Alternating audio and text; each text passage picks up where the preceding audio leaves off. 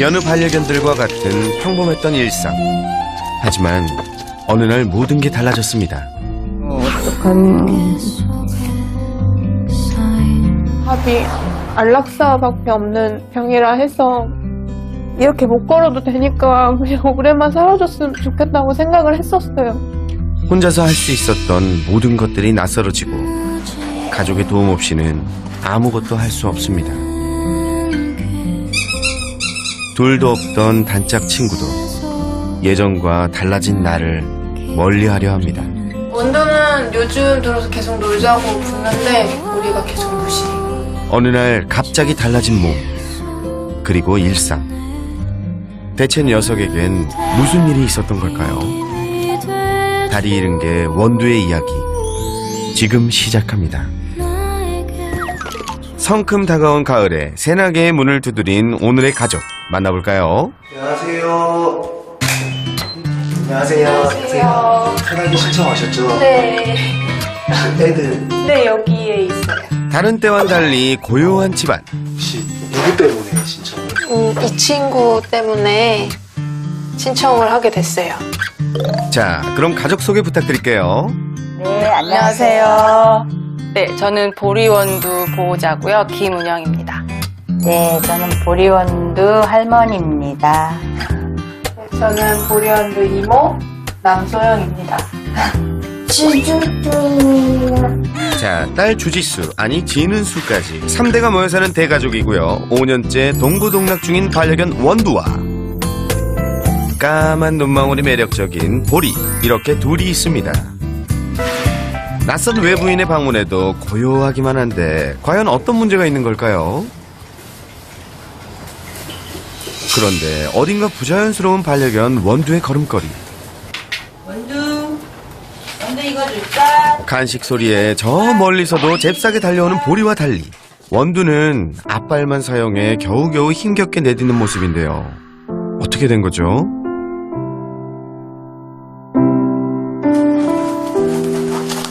이렇게 물 먹으려면 집에 또 이렇게 와요. 아유, 딱해라. 이 뒷다리를 못 쓰는 모양인데요. 앞발로만 버텨서 지금 막 앞발이 다 까지고 그래요.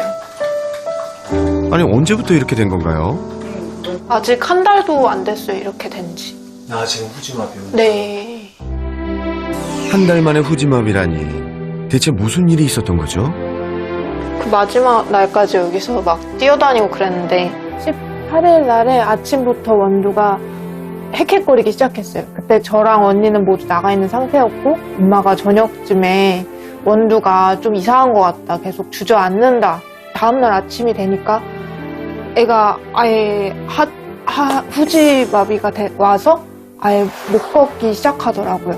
근데 뭐 그러니까 저희가 안 순간으로는 거의 24시간도 채 되지 않아서 그냥 갑자기 그렇게 마비가 시작된 거니까 저희는 뭐 대처 방법이 없었죠. 그 누구도 예상하지 못했던 원두의 갑작스런 마비 증상. 마비가 오기 전날까지 신나게 뛰어놀던 원두. 하루아침에 다리를 쓰지 못하게 될 줄은 누구도 예상치 못한 일이었습니다. 이거 봐봐, 이렇게 앉아있어. 어떡하니. 에휴, 얼른 병원에 가봐야지. 이렇게 꼬집으려는데 여기는 이렇게 온다. 그쵸? 여기는 이렇게 오는데 여기는 뭐 이거 봐. 이렇게. 그러니까 요 밑으로 감각이 없나 봐요. 더욱 답답한 건 정확한 원인조차 제대로 알지 못한다는 건데요. 원인 자체가 없는 거예요. 물리적 큰 충격을 가한 것도 아니고 그냥 정말 아무 이유 없이 척수에 출혈이 생겨서 염증이 생긴 것 같다. 그냥 그 정도의 소견이었어요. 원인도 알 수 없고 일단 최악의 상황을 말씀하시면 아까 말씀드렸던 척수연화증을 말씀하시고 사람으로 치면 루게릭병과 유사한 척수연화증. 마비가 전신으로 진행되다 결국 사망에 이르는 무서운 병인데요. 당시 안락사까지 이야기할 정도로 심각했습니다. 답이 안락사밖에 없는 병이라 해서 저는 원두를 너무 쉽게 보내버릴까봐 그게 너무 걱정됐어요. 다행히 원두의 마비가 척추에서 멈춰 최악은 면할 수 있었지만 하반신 마비는 되돌릴 수 없어 장애를 얻게 되었습니다. 그 척수 연화증이 아니라는 판정을 받고 그냥 원두가 평생 못 걸을 수도 있다 이런 얘기를 들었을 때는 솔직히 저는 안심이 됐어요. 원두를 안 보내도 되니까. 하루아침에 하반신 마비를 얻은 원두. 열심히 재활치료도 받으며 또 한 번의 기적을 바라는 마음으로 노력 중이라고 합니다.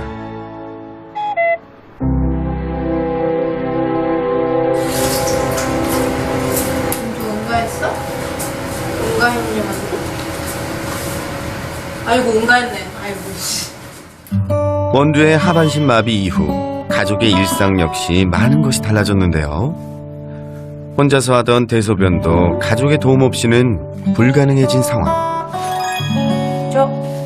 하지만 가족들도 처음 겪는 일인데다 아무런 준비도 없이 장애견을 돌보려니 막막한 게 한두 가지가 아닌데요. 하루에도 여러 번 갈고 채워줘야 하는 기저귀는 할 때마다 신경이 쓰입니다.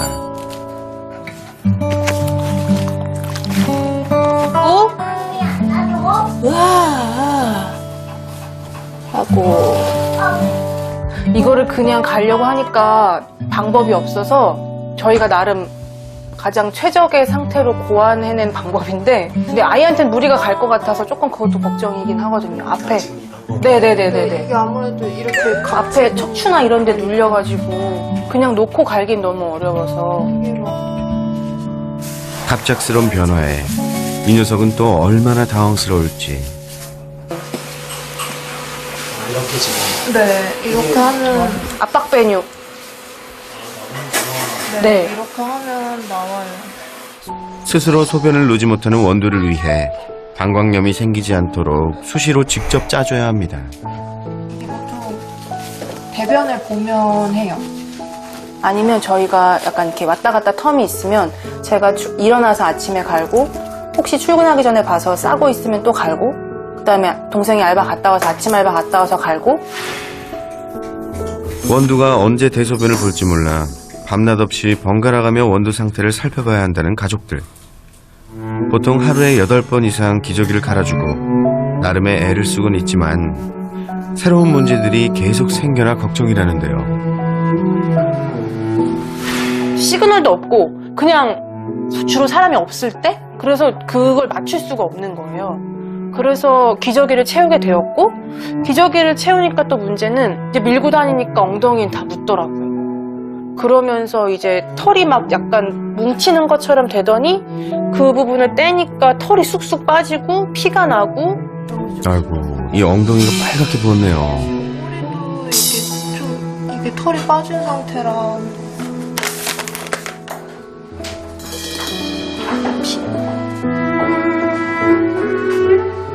일반 똥 싸면 나는 냄새랑 조금 다르게 약간 비릿한 게 조금 나와요. 이렇게.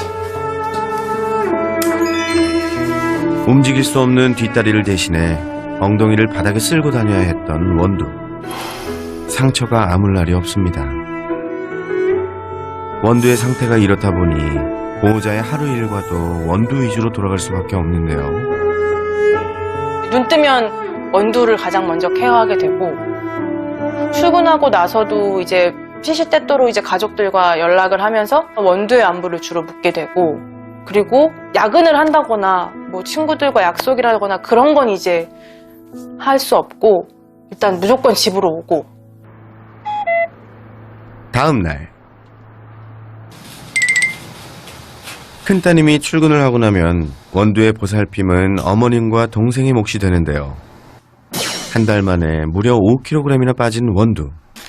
그런 녀석을 위해 어머님은 몸에 좋다는 영양식을 매일 챙겨주십니다. 짠내를 좀 빼내야 되니까요. 이렇게 담가놨다가 지난해 결혼한 큰딸과 살림을 합치면서 원두와도 함께 살게 되었다는 어머님. 원래 강아지를 좋아하는 편이 아니었지만 원두와 함께 지내면서 달라지셨다는데요. 또 인간이다 보니까 저렇게 되고 보니까 너무 안쓰러운 거예요. 안쓰럽고. 얼마나 저기 보리가 뛰어다니면 얼마나 뛰어다니고 싶고 그래서 생각을 안 하고 살으려고 하는데 조금 안쓰러워요. 하루아침에 하반신 마비가 됐으니 그 마음이 오죽하겠습니까? 아는 것 마냥 저렇게 쳐다보네. 이런 거 있을 줄 알고. 어머님이 영양식을 준비하는 동안 동생은 얼마 전 제작한 원두의 휠체어를 꺼내는데요. 아직은 휠체어가 낯선 원두를 위해 하루에 조금씩 연습 중입니다. 아, 이게 휠체어예요? 네, 이게 휠체어예요. 자, 원두 많이 먹어. 보리 이쪽으로 와. 보리. 그냥 잘 먹는데 고기 좋으시죠? 왜 저렇게 아프고 처음에는 못 먹었어요. 그래서 아유 밥을 못 먹으면 어떡하나 그랬더니 휠체어에 기대어 잘 먹는 모습을 보니 그래도 마음이 놓입니다. 이런 휠체어 계속 하루 종일 태워놓고 싶을 것 같은데. 네. 근데 또 안고 싶어하고 또 그리고 이거 오래 타면 힘들어해요. 약간 기댄다고 해야 되나? 기대거나 이렇게 알아서 엎드리고 헥헥. 갑작스런 변화에 우리 원두도 적응해야 할 게 많이 생겼는데요. 무엇보다 안타까운 건 장애 이후 몸을 잘 가누지 못하다 보니 잘 놀지 못해 우울할 때가 많다는데요. 늘 저렇게 누워있거나 창밖을 보거나 놀아주는 것도 한계가 조금 있더라고요. 뭘 던져서 뭐 물어올 수 있는 것도 아니고. 그전에는 저렇게 하면 둘이 막 뛰어다녔는데 예전 같으면 한 걸음에 달려갔을 텐데 물끄러미 바라볼 뿐입니다. 우리도 놀고 싶어요. 이렇게 덤비는데 우리가 쳐다보질 않아. 우리랑 놀아, 보리야. 우리야, 보리랑 놀아. 달라진 건 또 있었습니다. 원두의 단짝이었던 보리의 행동. 둘 사이에 트러블은 전혀 없었어요. 너무 막 서로 없으면 하울링 할 정도였지 있어서 문제될 거 전혀 없었는데 근데 아프고 나서는 완전 무슨 그냥 진짜 관심 없는 인형 보듯이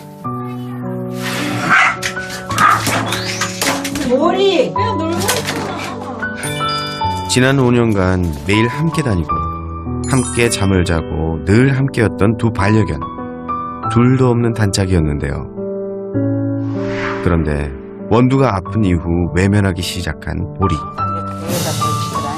그런 보리에게 불편한 몸을 이끌며 원두는 힘겹게 다가가 보지만 그럴 때마다 보리는 원두를 밀어내고 맙니다. 달라진 원두의 모습이 보리도 낯설어서일까요? 멀어져 버린 둘 사이. 그 병원에 퇴원하고 나서부터 돌아오니까 원두가 앉았던 자리에는 절대 막 냄새도 안 맡고 그냥 앉지도 않고 심지어 원두가 마신 물컵에는 입도 안 대고 그냥 아예 그냥 마치 그냥 무시하는 것처럼 그냥 투명인 것처럼 그렇게 그냥 계속 무시를 하고 다니더라고요. 갑자기 걷지 못하게 된 것도 충격일 텐데 유일한 단짝 친구마저 멀어졌으니 원두의 마음이 어떨까요? 뭐야? 산책하고 싶어? 산책 갈까?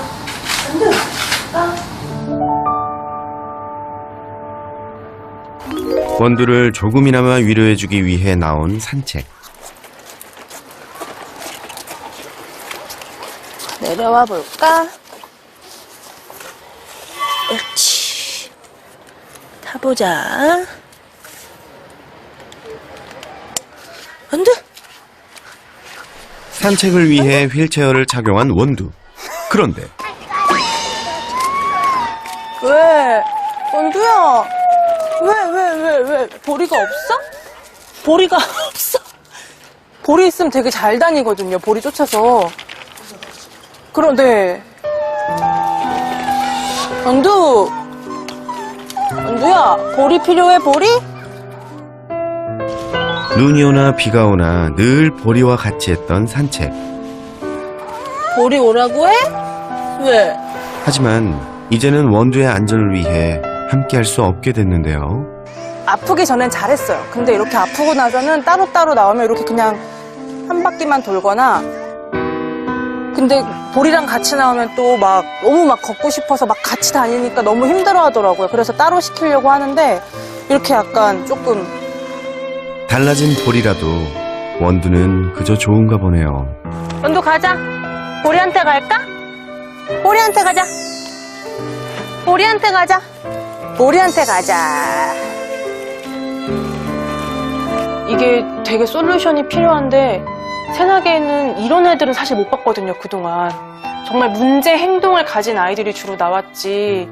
이건 사실 문제 행동이라기보다는 또 이렇게 계속 케어를 하고 있는 아이들이 그렇게 많이 보지 못했고, 그리고 그 아이들마다 케이스가 다 달라서 원두에게 맞춤형을 찾는 게 쉽지가 않더라고요. 앞으로 살아가는 데 있어서 좀 행복한 나날을 보내게끔 선생님이 꼭 좀 도와주세요. 두려움 반, 호기심 반. 이거 되게 많이, 이미 이것도 되게 훌륭해진 것 같아서. 그래요? 단짝이었던 두 반려견은 다시 친해질 수 있을까요? 그리고 하루아침에 후지마비가 된 원두, 그 진짜 원인도 밝혀집니다. 언제요? 잠시 후 2부에서 리모컨 건들지 마라 손모가지 날아간 게.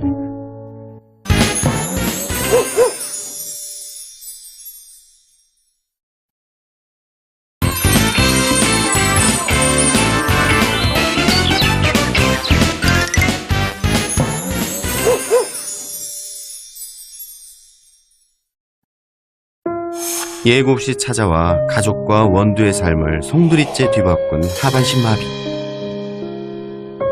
그날 이후 가족의 도움 없이는 아무것도 할 수 없게 된 원두. 오랜 단짝 친구마저 멀어져가는 상황. 원두는 다시 행복해질 수 있을까요?